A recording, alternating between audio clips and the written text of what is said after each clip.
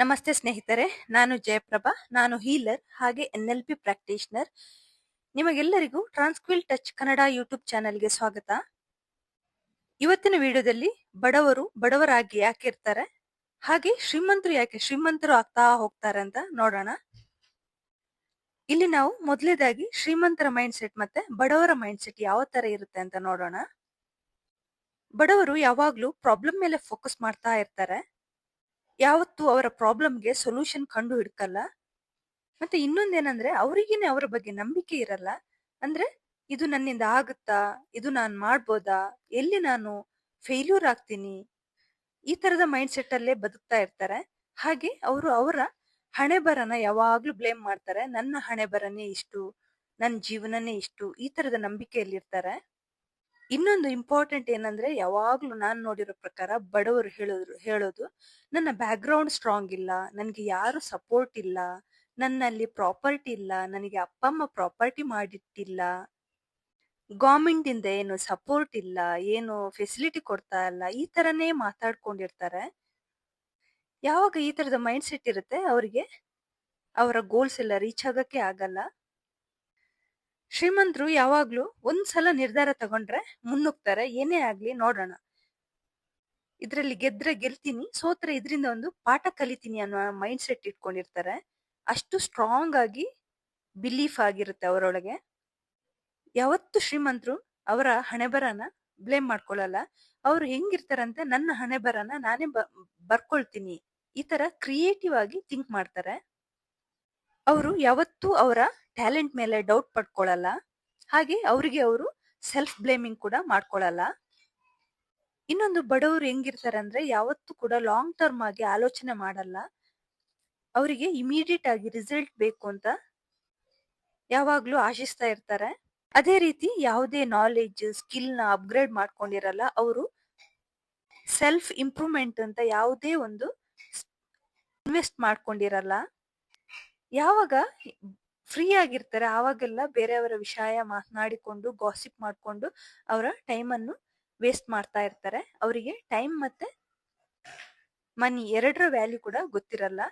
ಹಾಗಂತ ಅವರನ್ನು ನಾನು ಬ್ಲೇಮ್ ಮಾಡ್ತಾ ಇಲ್ಲ, ಇದು ಇರೋ ವಿಷಯನ ಹೇಳ್ತಾ ಇದ್ದೀನಿ. ಶ್ರೀಮಂತರು ಯಾವಾಗ್ಲೂ ರಿಸ್ಕ್ ತಗೊಳ್ತಾರೆ, ಪ್ರಾಬ್ಲಮ್ ನ ಫಿಕ್ಸ್ ಮಾಡಿ ಅದರಿಂದ ಹೊರಗೆ ಬರ್ತಾರೆ. ಅದೇ ತರ ಹಣ ಕೂಡ ಅರ್ನ್ ಮಾಡಿ ಇನ್ವೆಸ್ಟ್ ಮಾಡಿ ಅದರಿಂದ ಸ್ಪೆಂಡ್ ಮಾಡಕ್ಕೆ ಟ್ರೈ ಮಾಡ್ತಾರೆ. ಅದೇ ತರ ಶ್ರೀಮಂತರು ಅವರಿಗೆ ಕ್ಲಾರಿಟಿ ಇರುತ್ತೆ, ಎಲ್ಲಿ ಟೈಮ್ ಕೊಡ್ಬೇಕು, ಎಲ್ಲಿ ಹಣನ ಸ್ಪೆಂಡ್ ಮಾಡ್ಬೇಕು, ಹಾಗೆ ಅವರು ಸೆಲ್ಫ್ ಗ್ರೋತಿಗೆ ಏನ್ ಮಾಡ್ಬೇಕು, ಅವರ ನೆಟ್ವರ್ಕ್ ನ ಯಾವ ತರ ಇಂಪ್ರೂವ್ ಮಾಡ್ಕೋಬೇಕು, ಈ ತರನೇ ಆಲೋಚನೆ ಮಾಡ್ಕೊಂಡು ಎಲ್ಲದರಲ್ಲೂ ಲಾಂಗ್ ಟರ್ಮ್ ಗೋಲ್ ಇಟ್ಕೊಂಡಿರ್ತಾರೆ.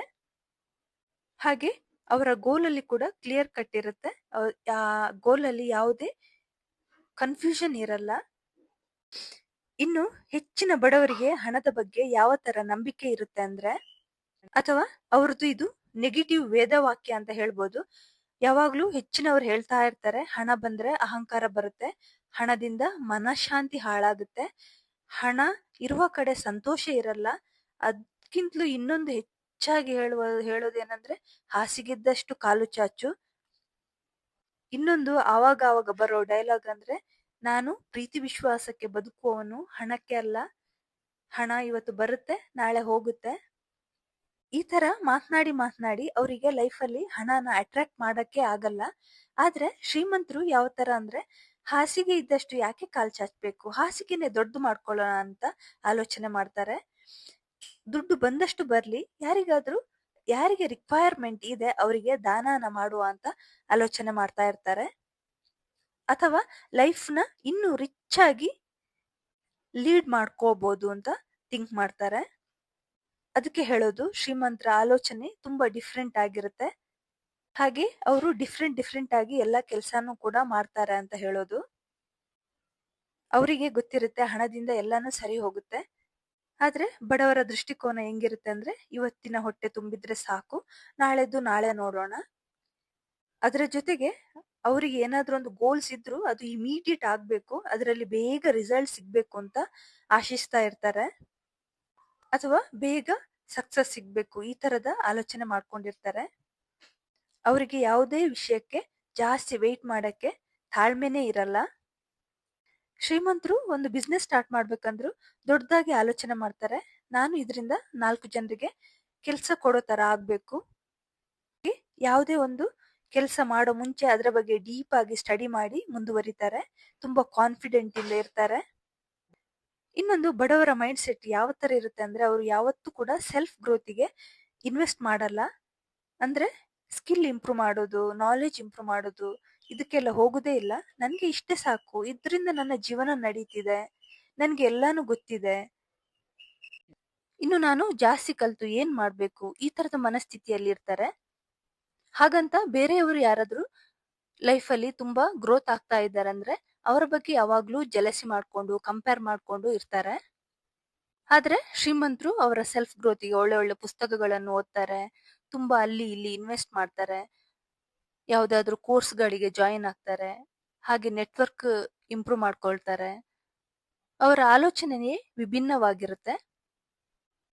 ಶ್ರೀಮಂತರು ಇಮಿಡಿಯೇಟ್ ಆಗಿ ಆಕ್ಷನ್ ತಗೋತಾರೆ. ಏನೇ ಆದ್ರೂ ನೋಡೋಣ, ಆದ ಹಾಗೆ ಆಗುತ್ತೆ. ಆದ್ರೆ ಬಡವರು ಜಾಸ್ತಿ ಅದರಷ್ಟಕ್ಕೆ ಆಗುತ್ತೆ ಅಥವಾ ಒಳ್ಳೆಯ ಟೈಮ್ ಬರ್ಲಿ, ಯಾವಾಗ ಆಗ್ಬೇಕು ಆವಾಗ್ಲೇ ಆಗುತ್ತೆ, ಅಥವಾ ನಾಳೆ ಮಾಡುವ, ಈ ತರನೇ ಇರ್ತಾರೆ. ಅದ್ರ ಜೊತೆಗೆ ಅವರಿಗೆ ಯಾವುದೇ ಒಂದು ಪರ್ಟಿಕ್ಯುಲರ್ ಗೋಲ್ ಅಥವಾ ಲೈಫ್ ಪರ್ಪಸ್ ಕೂಡ ಇರಲ್ಲ. ಯಾವಾಗ್ಲೂ ಕನ್ಫ್ಯೂಷನ್ ಮೈಂಡ್ ಸೆಟ್ ಅಲ್ಲೇ ಇರ್ತಾರೆ. ಯಾವುದೇ ರೆಸ್ಪಾನ್ಸಿಬಿಲಿಟಿನೂ ತಗೊಳಲ್ಲ. ತುಂಬಾ ಓವರ್ ಥಿಂಕಿಂಗ್ ಮಾಡ್ಕೊಂಡು ಬ್ಯುಸಿ ಆಗಿರೋ ತರಾನೇ ಇರ್ತಾರೆ. ಆದ್ರೆ ಯಾವುದೇ ಪ್ರೊಡಕ್ಟಿವಿಟಿ ಇರಲ್ಲ. ರಿಚ್ ಆಗಿರೋರು ಕ್ವಿಕ್ ಆಗಿ ಆಕ್ಷನ್ ತಗೋತಾರೆ. ಆದ್ರೆ ಬಡವರು ಬಾಯಲ್ಲೇ ಮಾತಾಡಿಕೊಂಡು ಟೈಮ್ ವೇಸ್ಟ್ ಮಾಡ್ತಾ ಇರ್ತಾರೆ, ಯಾವುದೇ ಆಕ್ಷನ್ ತಗೊಳಲ್ಲ. ಇನ್ನೊಂದು, ಬಡವರು ಬಡವರಾಗಿರಕ್ಕೆ ಮೇನ್ ರೀಸನ್ ಏನಂದ್ರೆ ಅವರ ಸುತ್ತಮುತ್ತ ಇರೋ ಜನರು. ಅಂದ್ರೆ ಇದಕ್ಕೆ ಎನ್ವಿರಾನ್ಮೆಂಟಲ್ ಎಫೆಕ್ಟ್ ಅಂತ ಹೇಳ್ಬೋದು.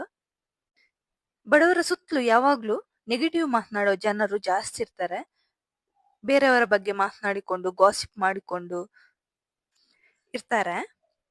ಅವರ ಸರ್ಕಲ್ ಅಲ್ಲಿ ಯಾರಾದ್ರೂ ಒಬ್ರು ಡೆವಲಪ್ ಆಗ್ತಾ ಇದಾರೆ ಅಂದ್ರೆ ಅದಕ್ಕೂ ಅವರು ಜಲಸಿ ಪಡ್ತಾರೆ. ಅವರ ಮನಸ್ಥಿತಿ ಯಾವ ತರ ಇರುತ್ತೆ ಅಂದ್ರೆ, ಯಾರೇ ಒಬ್ರು ಸಕ್ಸಸ್ ಆಗ್ಬೇಕಂದ್ರೆ ಲಕ್ ಬೇಕು ಅಂತ, ಈ ತರ ಇರುತ್ತೆ.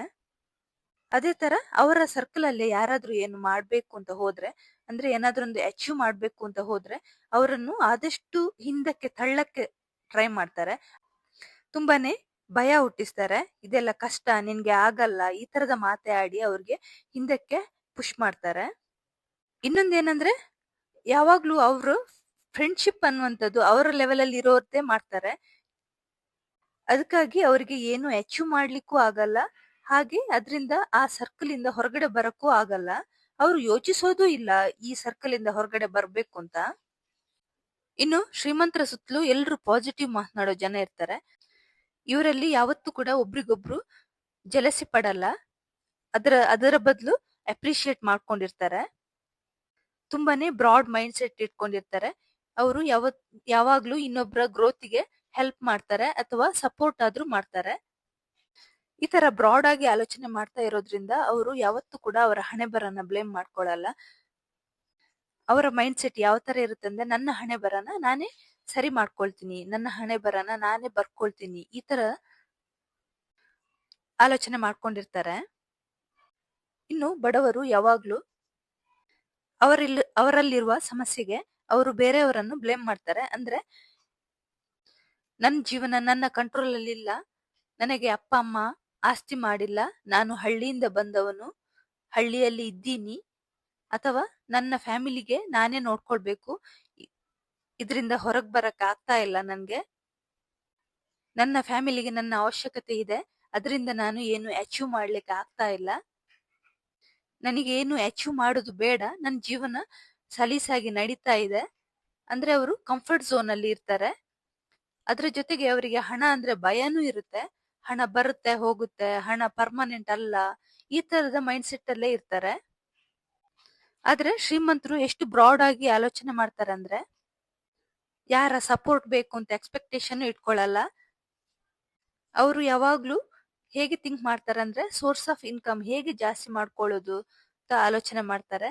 ಅದೇ ತರ ಬಂದಷ್ಟು ಬರ್ಲಿ, ನನಗೆ ಹಣ ಎಷ್ಟೇ ಬಂದ್ರು ಬೇಡ ಅಂತ ನಾನು ಹೇಳಲ್ಲ, ಇದರಿಂದ ನಾನು ಯಾರಿಗೆ ಬೇಕು ಅವರಿಗೆ ಅಟ್ಲೀಸ್ಟ್ ಡೊನೇಟ್ ಮಾಡ್ಬೋದು, ಅಥವಾ ನನ್ನ ಅಂಡರ್ ಅಲ್ಲಿ ಎಷ್ಟೋ ಜನಕ್ಕೆ ಕೆಲಸ ಮಾಡ್ಲಿಕ್ಕೆ ಅವಕಾಶ ಕೊಡ್ಬೋದು, ನಾನು ಹಣದಿಂದನೇ ಹಣ ಮಾಡ್ತೇನೆ, ಈ ತರ ಎಲ್ಲ ಆಲೋಚನೆ ಮಾಡ್ಕೊಂಡಿರ್ತಾರೆ. ಶ್ರೀಮಂತರು ಫಸ್ಟಿಗೆ ಅವರು ಕಂಫರ್ಟಬಲ್ ಝೋನ್ ಇಂದ ಹೊರಗಡೆ ಬಂದು ಹಣನ ಇನ್ವೆಸ್ಟ್ ಮಾಡಿ ಮತ್ತೆ ಅದರಿಂದ ಅಸೆಟ್ ನ ಕ್ರಿಯೇಟ್ ಮಾಡ್ತಾರೆ.